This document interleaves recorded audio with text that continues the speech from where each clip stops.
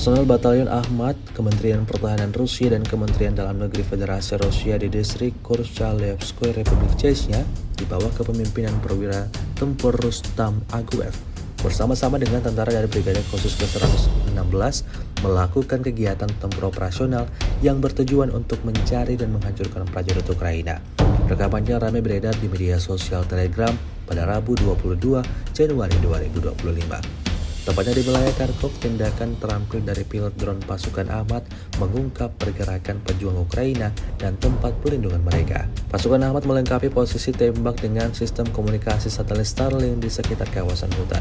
Data tersebut dikirim ke artileri yang menyerang konsentrasi musuh dengan serangan yang tepat. Juga dalam rekaman tersebut dapat melihat pekerjaan operator UAV Ahmad yang secara profesional menjatuhkan amunisi tepat sasaran, menyebabkan kerusakan yang tidak dapat diperbaiki pada peralatan teknis musuh dan struktur tekniknya.